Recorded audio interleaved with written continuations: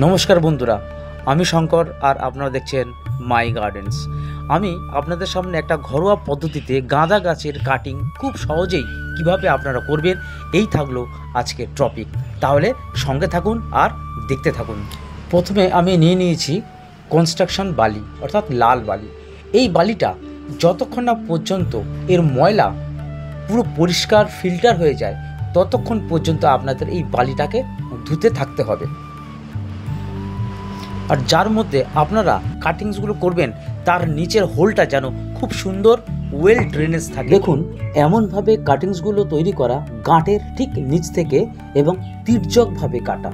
এই তির্যকভাবে কাটলে কি হবে, কাটিংসগুলো সহজে নষ্ট হবে না আর এর থেকে শিকড় ছাড়তে খুব সহজ হবে। দেখুন, এখানে যে পাত্রটাতে আমি বালিগুলো ভরেছিলাম সেখানে একটা পেন দিয়ে বা কোনো খুঁচি দিয়ে আপনারা এই ড্রেনেজ হোলটা তৈরি করে নেবেন।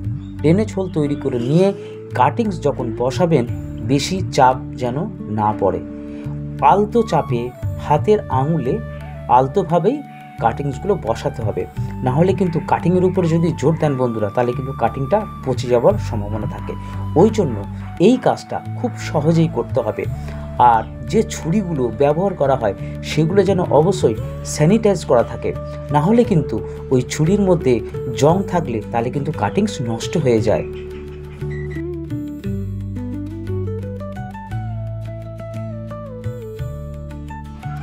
দেখুন, 10 দিন বাদে আমরা যখন এই কাটিংসটা দেখছি তখন এর রুট অনেকটাই বাউন্স করে গেছে, অর্থাৎ এর রুট সুন্দরভাবে ডেভেলপ হয়ে গেছে। দেখুন কত সুন্দর, বালিতে একমাত্র বালিতেই হয় এত সুন্দর রুট, আর কোনো মিডিয়ামে কিন্তু এত সুন্দর রুট তৈরি হয় না। তো আমি প্রেফার করব এবং আমি যেটা গার্ডেনের জন্য ব্যবহার করি সেটা হচ্ছে কনস্ট্রাকশন স্যান্ড বা লাল বালি। লাল বালি আমি বলবো, রেকমেন্ড করব যে লাল বালি একমাত্র খুব সুন্দরভাবে রুট ছাড়তে সুবিধা হয়। যে কোনো গাছের কাটিং করার জন্য এই কিন্তু বালি একমাত্র উপায়। সাদা বালি থেকে আমি বলবো লাল বালিটার উপযোগিতাটা খুব বেশি। এইটাতে কাটিংস পচে যাওয়ার ভয় খুব কম থাকে। তো আপনারাও ঘরোয়া পদ্ধতিতে এইভাবে আমার মতো চেষ্টা করতে থাকেন এবং আপনারাও সাকসেসফুল হবেন। আমি তো 100% সাকসেসফুল হয়েছি। আমি রেকমেন্ড করব আপনারাও বাড়িতে ঘরোয়া পদ্ধতিতে সুন্দরভাবে গার্ডেন করুন আর ভরিয়ে তুলুন ফুল আর ফলে।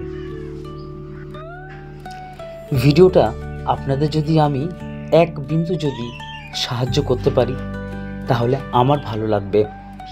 যার জন্য আপনাদের যদি এই ভিডিওটা, এই ছোট ভাইয়ের ভিডিওটা যদি দেখে আপনারা যদি ইন্সপায়ার হয়ে থাকেন তাহলে একটা লাইক, একটা কমেন্টস আর একটা সাবস্ক্রিপশন প্লিজ করে দেবেন।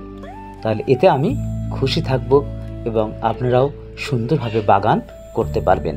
ভিডিওটা দেখার জন্য আপনাদের অশেষ অশেষ ধন্যবাদ থাকলো।